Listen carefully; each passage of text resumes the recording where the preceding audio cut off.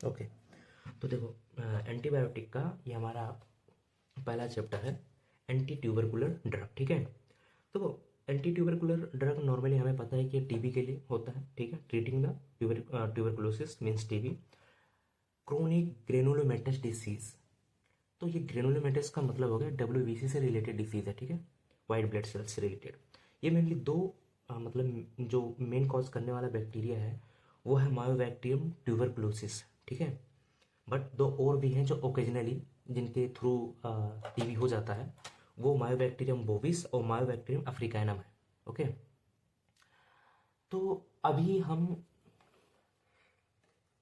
जो मायोबैक्टीरियम, अब देखो मायोबैक्टीरियम ट्यूबरकुलोसिस जो है ये क्या है, ये एरोबिक बेसिलस है,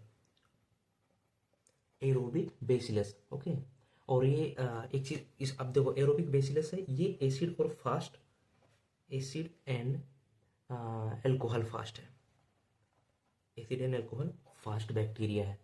अब वैसे अगर हम देखें एसिड और अल्कोहल फास्ट बैक्टीरिया का जो आइडेंटिफिकेशन टेस्ट करते हैं वो झील नेल्सन नाम का क्या नाम है मतलब टेस्ट होता है, उसके थ्रू करते हैं। वो हालांकि बात की बात है, बट अभी हम देखते हैं कि क्लासिफिकेशन ऑफ ड्रग। तो देखो हम हमारे एक्चुअली क्या नाम है इसमें देखा जाए तो चार क्लास ऑफ ड्रग है। ठीक है, group first, group second, group third और ग्रुप फोर। तो ग्रुप फर्स्ट की बात करें तो उसमें पेरिस याद करो, मतलब जैसे कि पायराजिनामाइड, इथेम्ब्यूटॉल, रिफैम्पिन, आइसोनियाजिड और स्ट्रेप्टोमाइसिन। तो पेरिस वर्ड से ये चीज़ हमें याद हो सकती है आसानी से, पायरिथिनामाइड, इथेम्ब्यूटॉल, रिफैम्पिसिन, आइसोनियाजिड और स्ट्रेप्टोमाइसिन। वैसे ही सेकंड लाइन की ड्रग अगर हम बात करें तो इसको हम सैक सैक से याद कर सकते हैं, मतलब बोरी होती है ना, SAC है ना। तो इसका हमारा ये स्ट्रेप्टोमाइसिन जो था ये इसमें भी आ जाएगा, स्ट्रेप्टोमाइसिन सेकंड लाइन में भी आता है। अमीकासिन, कानामाइसिन, सॉरी सॉरी, ये क्या नाम है हमारा, कैप्रियोमाइसिन होगा, कैप्रियो कैप्रियोमाइसिन। ठीक है, ये कैप्रियोमाइसिन है, कैप्रियो, और ये कानामाइसिन होगा। ठीक है, कानामाइसिन। ठीक है, तो सैक से याद आ जाएगा सेकंड बार।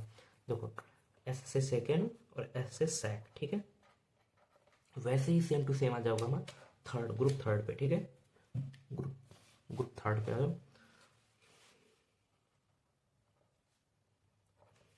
ग्रुप थर्ड या थर्ड लाइन दोनों बोल सकते हो तुम। ठीक है, अब थर्ड इसमें आएगा कोमल, याद करो क्या करो, कोमल, COML।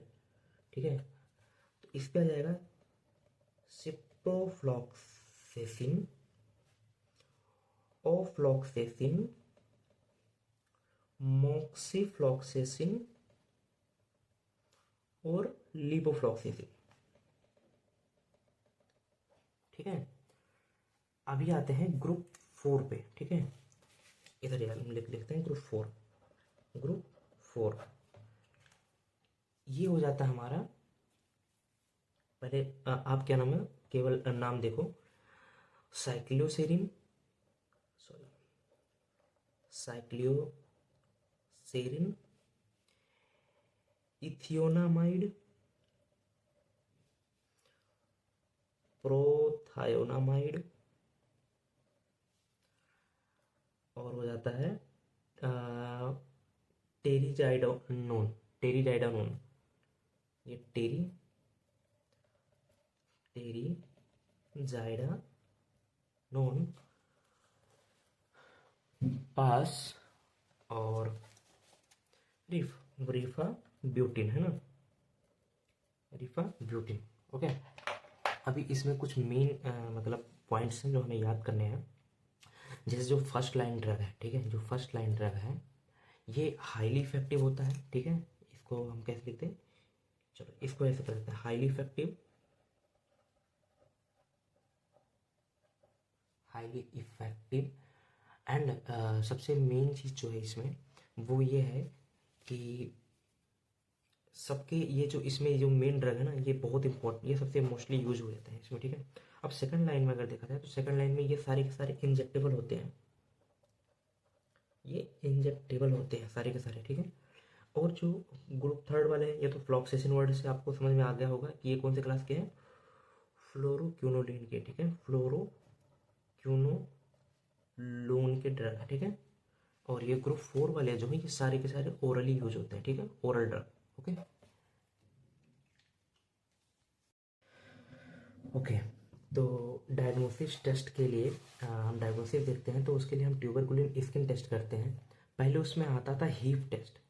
हीप टेस्ट एक्चुअली होता क्या है कि इसमें पहले इंजेक्शन मतलब एक हीप गन होता था जिसमें 5 नीडल हुआ करते थे ऐसे।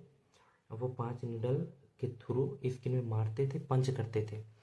जब स्किन के अंदर वो इंजेक्ट होता था तो बॉडी हमारी रिएक्ट करती थी, और बम्प्स जहाँ पे इंजेक्शन मतलब जहाँ पे लगे रहते थे उतने दूर भर में इन्फ्लामेशन हो जाती थी, सूजन हो जाता था, ठीक है। तो सेम मेंटोक्स टेस्ट भी इसी पे काम करता है, बस ये जल्दी हो जाता है और ये इसका स्टैंडर्ड प्रोसीजर है, ठीक है। तो अगर मान लो कि इन्फ्लामेशन हो जाती है और जो बम्प्स बनते हैं मतलब थोड़ी स्वेलिंग सूजन से ऊपर से एक गट मतलब फोड़ा सा बन जाता है वहाँ पे, ठीक है। तो उसको दबाने पे वो हार्डनेस देखते थे और कितने मिलीमीटर तक उठा हुआ है उतनी उसी के हिसाब से वो बताते थे कितना सीवियर है, कितना मतलब पॉजिटिव है या नेगेटिव है, ठीक है। तो ये हो गया हमारा डायग्नोसिस टेस्ट। अभी हम आते हैं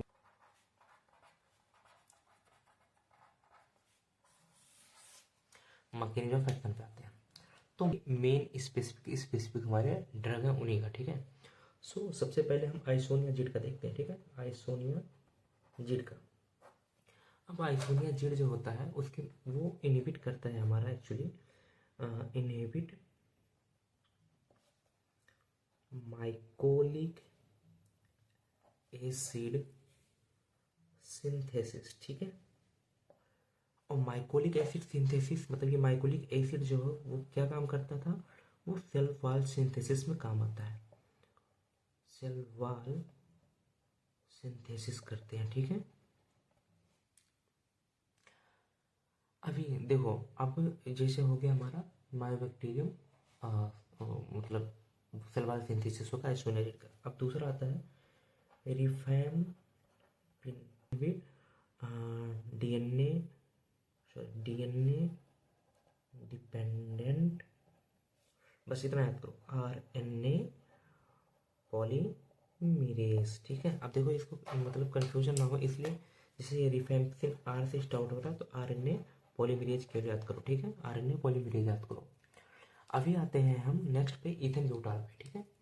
हम इथेन ब्यूटाल इथेन ब्यूटाल क्या करता है एक्चुअली, ये इनहिबिट करता है इनहिबिट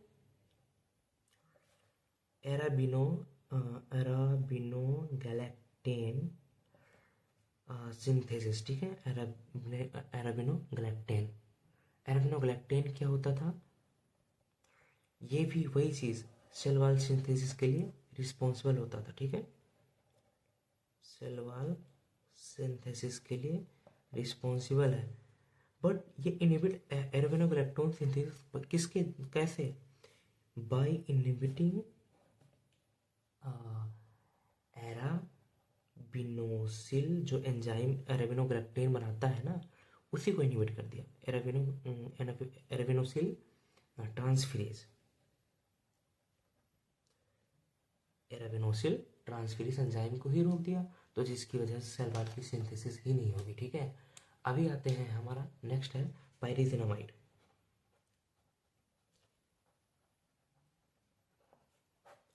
पायरिजिनामाइड पायरिजिनामाइड क्या करता है, देखो इसका इसका जो क्या नाम है मैकेनिज्म ऑफ एक्शन है ये सबसे बेस्ट है।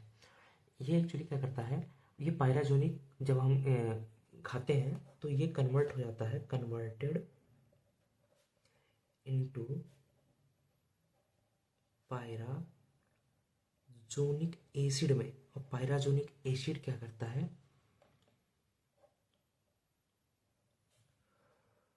Lower the pH of fluid surrounding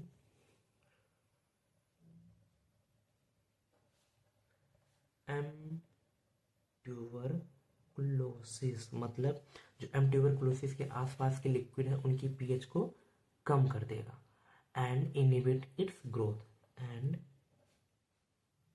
inhibits it's growth. सबसे सिंपल इन्हीं का था। अगर हम इनको सीधा बोले तो दो तरीके से मान लो काम करते हैं। एक तो ये ऐसे पायरोजेनिक एसिड में कन्वर्ट होकर उनके फ्लूइड को इनहिबिट कर देते हैं, इनकी ग्रोथ को, ठीक है। या डिस्टर्ब द मेम्ब्रेन पोटेंशियल, वही चीज़ कि मेम्ब्रेन, इनकी जो मेम्ब्रेन की पोटेंशियल होती है वो खत्म हो जाती है, ठीक है।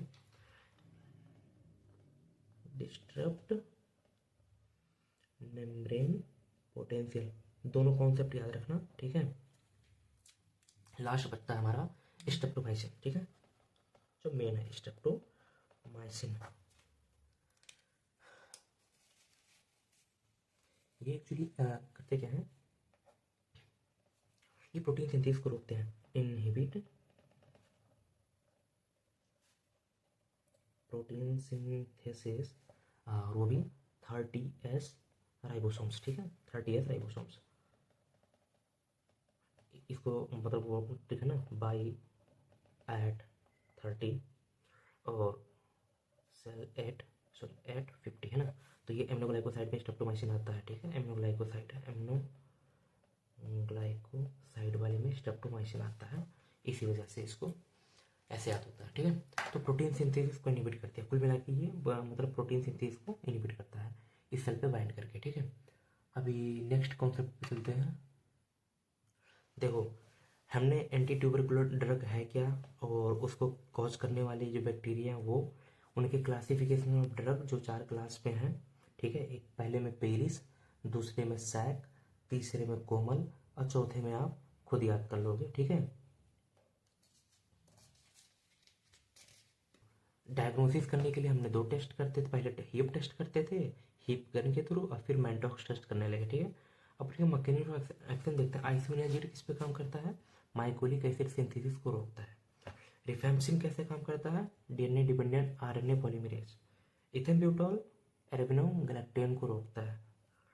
पायरिजिनामाइड पायरिजोनिक एसिड में कन्वर्ट होकर के पीएच को घटाता है। स्ट्रेप्टोमाइसिन राइबोसोम 30S पे बाइंड करता है, ठीक है। समराइज मेरे मतलब कॉन्सेप्ट है इस पूरे चैप्टर के, आप देख सकते हो इसको। जैसे मैं क्या बोलता हूँ आपको, पेरिस, ठीक है ना। पेरिस ये फर्स्ट लाइन ड्रग है, पहली बात तो इनको हम बोलते थे पायरिजिनामाइड, है ना। इनको बोलते थे इथेनब्यूटॉल, इनको बोलते थे रिफैम्पिन या रिफैम्पसिन, ठीक है, दोनों बात है, रिफैम्पिसिन। इनको आइसोनियाजिड और इसको स्ट्रेप्टोमाइसिन, है ना।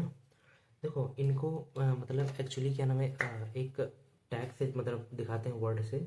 पायरिजिनामाइड को जेड से दिखाते हैं, इथेन ब्यूटॉल को ई से दिखाते हैं, रिफैम्पसिन को आर से ही दिखाते हैं, आइसोनियाजिड को एच से दिखाते हैं, स्ट्रेप्टोमाइसिन को एस से ही दिखाते हैं, ठीक है। अभी इन सब का देखो, इथेन ब्यूटॉल वर्ड ही बता रहा है, इसे इथेन ब्यूटॉल और इसे आई टॉक्सिसिटी, इसे इथेन ब्यूटॉल, इसे आई टॉक्सिसिटी, ठीक है, आई टॉक्सिसिटी। अब स्ट्रेप्टोमाइसिन दो क्या एडवर्स इफेक्ट, एक तो ऑटोटॉक्सिसिटी ऑटोटॉक्सिसिटी और दूसरा नेफ्रोटॉक्सिसिटी नेफ्रोटॉक्सिसिटी, ठीक है। देखो स्त्री है, ऑटो वालों को नखरे दिखाए, ठीक है, ऐसे याद कर लेना। अब एक चीज़ हम मतलब नॉर्मली पूछा जाता है कि आइसोनियाजिड किस मैकेनिज्म के थ्रू मेटाबोलाइज होता है, तो एसिटाइलेशन से होता है। तो इसको याद करने के लिए क्या है, SHIP सिप। तो मतलब सिप से होने वाले all drug acetylation metabolism by acetylation, तो उनको सिप से याद करो। एस से हो जाएगा स्ट्रेप्टोमाइसिन, ठीक है, या नहीं सल्फोनामाइड, सॉरी, एस से हो जाएगा हमारा सल्फोनामाइड, हाँ सल्फोनामाइड था। और एच से हो जाता है हाइड्रालाजिन, आई से आइसोनियाजिड, हाँ ठीक है, आइसोनियाजिड। और पी से हमारा आ जाता है प्रोकेनामाइड, हाँ स्ट्रेप्टोमाइड, ठीक है, ये होते हैं एक्चुअली। अब देखो कौन से, जितने ऑल फर्स्ट लाइन जितने भी ड्रग मतलब पेरिस में ऑल फर्स्ट लाइन ये बैक्टीरियोसाइडल हैं एक्सेप्ट इथेनब्यूटॉल, क्योंकि इथेनब्यूटॉल क्या है, स्टेटिक है, bacteriostatic. Okay, next all first line hepatotoxic effect देते हैं एक्सेप्ट कौन है वो, वही चीज़ इथेनब्यूटॉल एंड स्ट्रेप्टोमाइसिन, मतलब हिपेटोटॉक्सिसिटी इथेनब्यूटॉल और स्ट्रेप्टोमाइसिन के अलावा सब देते हैं। क्यों? क्योंकि इथेनब्यूटॉल तो हमारा आई टॉक्सिसिटी देता है, स्ट्रेप्टोमाइसिन हमारा ऑटोटॉक्सिसिटी और नेफ्रोटॉक्सिसिटी देता है, ठीक है। Next all first line safe in pregnancy except streptomycin, ठीक है। तो अभी जैसे कि हमने ये सारी चीज़ें देख ली कि पहली फर्स्ट लाइन जो ड्रग होती है कहाँ पे, मतलब वो सारे के सारे बैक्टीरियोसाइडल होती है एक्सेप्ट इथेनब्यूटॉल, ठीक है। जितनी भी फर्स्ट लाइन है वो हिपेटोटॉक्सिक क्या नाम है इफेक्ट देते हैं केवल इथेनब्यूटॉल और स्ट्रेप्टोमाइसिन को छोड़ के, क्योंकि इथेनब्यूटॉल आई टॉक्सिसिटी देता है और क्या नाम है हमारा स्ट्रेप्टोमाइसिन नेफ्रोटॉक्सिसिटी और ऑटोटॉक्सिसिटी देता है। जितने भी फर्स्ट लाइन के ड्रग हैं वो सेफ है प्रेगनेंसी में एक्सेप्ट द स्ट्रेप्टोमाइसिन। अभी अभी देखो इसमें जो अब मेन है वो हम देखते हैं आइसोनिया जिड का स्पेशली कि क्या क्या सीन है। आइसोनिया जिड कुछ कॉन्सेप्ट हैं जो आइसोनिया जिड के स्पेशल आइसोनिया जिड के लिए ही है। तो आइसोनिया जिड एक प्रोड्रग है पहली बात तो, ठीक है, प्रोड्रग है, ठीक है। ये एक्टिवेट किया जाता है, एक्टिवेटेड बाई कैटालेज पेरोक्सीडेज के द्वारा, कैटालेज पेरोक्सीडेज के द्वारा, ठीक है। दूसरी बात कि ये हमारा इनहिबिट कर देता है इनॉल रिडक्टेज को, इनॉल रिडक्टेज, या हमने एक अभी माइकोलिक एसिड सिंथेसिस बोला था ना, तो यही होता है इनॉल रिडक्टेज ही होता है जो रिस्पॉन्सिबल फॉर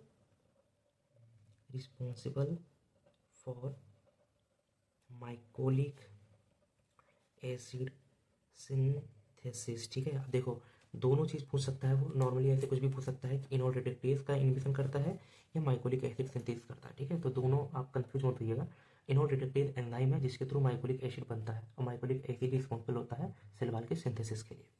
आइसोनिया जिड ही जो होता है वो हमारा एंजाइम इनहिबिशन का काम करता है, एंजाइम इनहिबिशन का काम करता है, ठीक है। अगर आइसोनिया जिड को ही, अगर हम आइसोनिया जिड प्लस पास दे दें, ठीक है, तो ये हमारा क्या करता है, इसमें पास जो है पास इनहिबिट कर देगा द मेटाबॉलिज्म ऑफ आइसोनिया जिड, आइसोनिया जिड की मेटाबॉलिज्म को रोक देगा, तो जिसकी वजह से इसकी टॉक्सिसिटी बढ़ जाएगी, ठीक है, क्योंकि बाहर निकल नहीं पाएगा। ओके ओके, तो हमारा क्या नाम है एंटी ट्यूबर ड्रग जो है वो कंप्लीट हुआ, सॉरी एंटी ट्यूबर कह रहा हूँ, anti tuberculosis drug, anti tubercular drug complete हुआ। उसमें याद रखना है आप लोग कि first line drug mostly use होता है वाइडली, ठीक है। जब ये रेजिस्टेंस कोज करता है तभी हम क्या नाम है फ्लोरोक्विनोलोन और क्या नाम है injectable drug second line use करते हैं। तो हम कह सकते हैं कि मल्टी ड्रग रेजिस्टेंस टीबी में हम इसको यूज़ करते हैं, क्योंकि जब इनका रेजिस्टेंस कोज हो जाता है तभी हम इनका यूज़ करते हैं। तो पहले 2 से 4 महीने लगभग ये यूज़ होता है, आइसोनियाजिड, रिपेम्सिन, पायराजिनामाइड और इथेनब्यूटॉल ही यूज़ होता है, ठीक है। तो बस आज के लिए इतना ही, बाकी मिलते हैं आगे, बाय बाय।